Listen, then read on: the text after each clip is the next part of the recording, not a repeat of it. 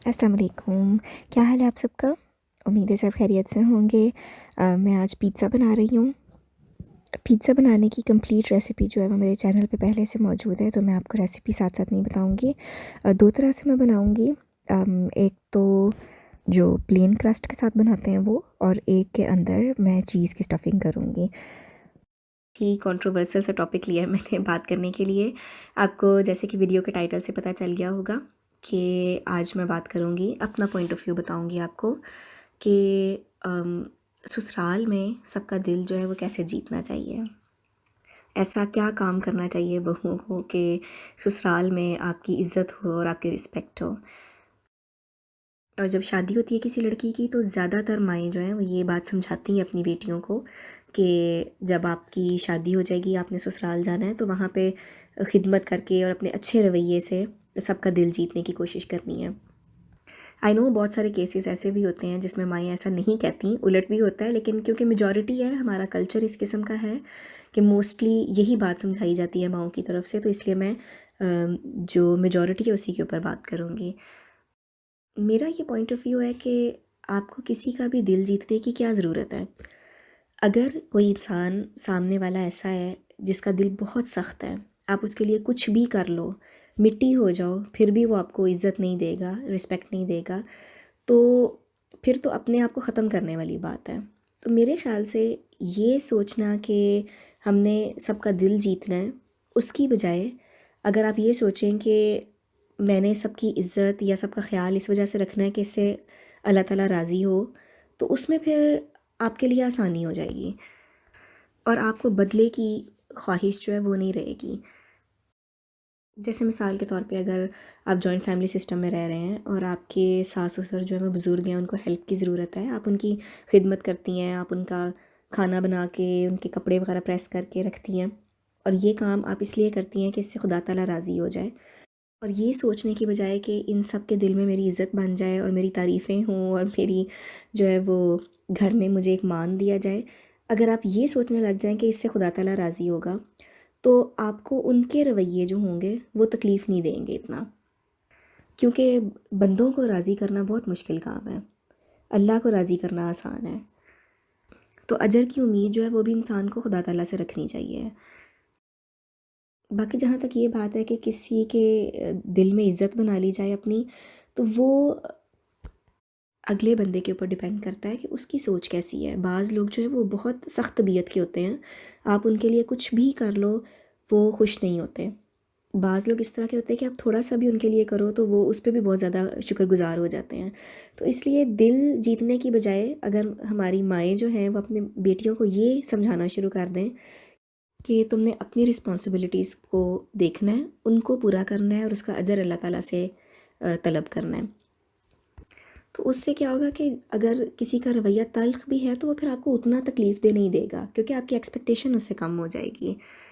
दूसरा ये है कि आप जो करते हैं वो आपकी तरबियत है। नेक्स्ट जो आपके सामने वाला जो बंदा कर रहा है आपके साथ, वो उसकी तरबियत है। तो आप अपनी तरबियत को उसकी तरबियत के साथ नहीं मिला सकते। दूसरी टिप ये है कि एक फैमिली जो है वो बहुत अरसे से इकट्ठी रह रही है।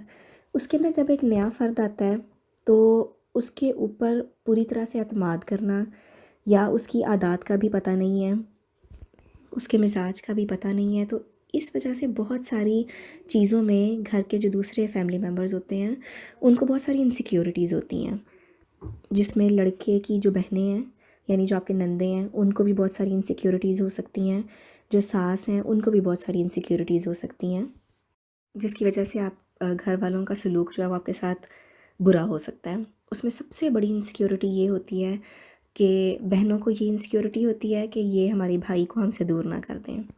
जो सास होती हैं उनकी ये इनसिक्योरिटी होती है कि ये मेरे बेटे को हमसे दूर ना कर दें।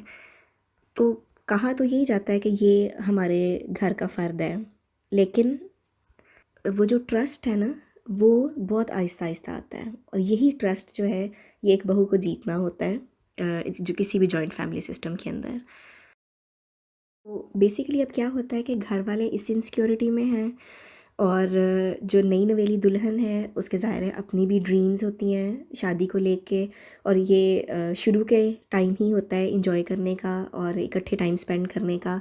उसके बाद और तरह की घरेलू ज़िम्मेदारियाँ आ जाती हैं बच्चों में कि उस तरह से मियाँ बीवी जो है वो इकट्ठे टाइम नहीं स्पेंड कर सकते। तो शुरू का जो टाइम होता है उसमें थोड़ा सा ऑब्ज़र्व करना चाहिए घर के माहौल को कि क्या तरीक़ाकार है, क्या सिस्टम है। क्योंकि जिस तरह ड्रामों में दिखाया जाता है ना, सास जुल्म कर रही हैं और बहुएं जुल्म कर रही हैं, उस तरह से ना भी हो। जो नॉर्मल हमारे घराने हैं उसके अंदर भी बहुत सारी ऐसी छोटी छोटी चीज़ें होती हैं जो कि आपके अपने घर से मुख्तलिफ होंगी। जैसे मिसाल के तौर पे अगर कोई एक बात जिस पे मेरे मैके में हंस के मजाक से बात टाल दी जाती हो सकता है कि वो ससुराल में वही बात जो है वो बहुत बड़ी समझी जाती हो। या मिसाल के तौर पे ससुराल में सब इकट्ठे बैठ के टेबल पे खाना खाते हैं और बड़े खाना खा लें उसके बाद छोटे खाना खाते हों, आपके मैके में इस तरह से ना होता हो। तो ये बहुत बड़ी बड़ी बातें नहीं होती, छोटी छोटी बातें होती हैं, लेकिन घरों का जो माहौल होता है वो थोड़ा सा डिफरेंट होता है।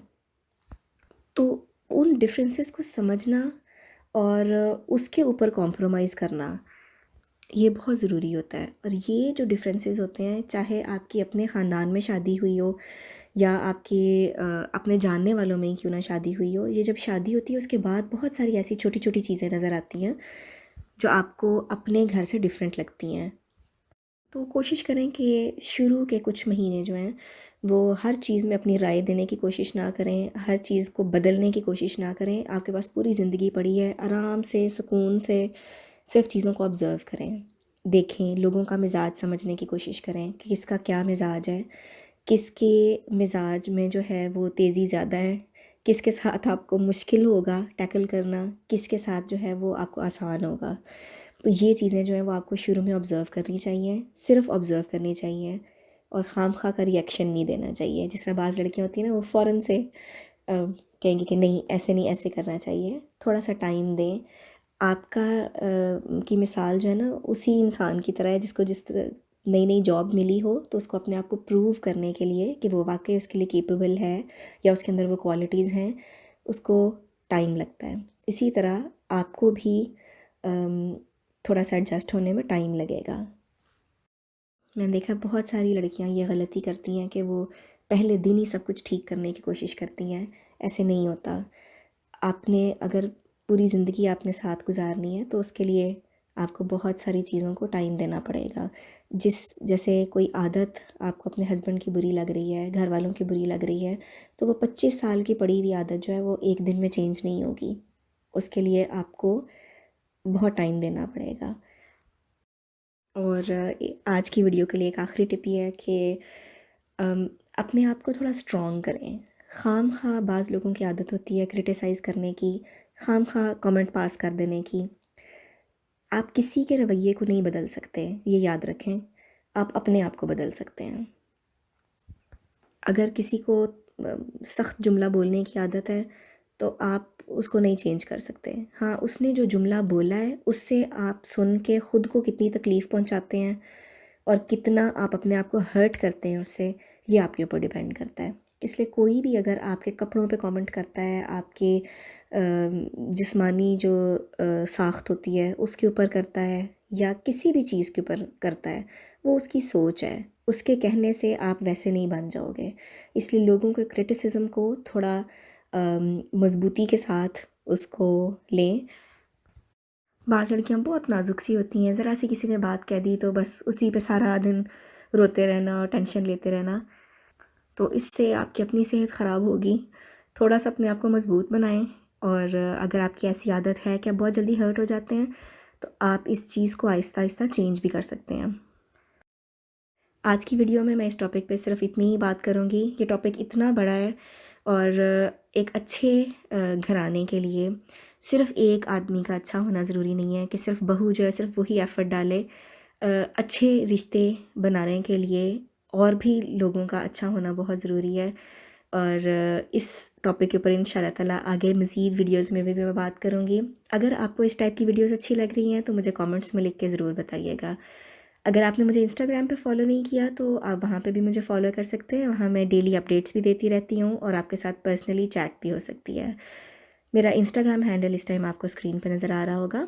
मैं आपसे मिलूँगी अगली वीडियो में, तब तक के लिए अल्लाह हाफ़िज़।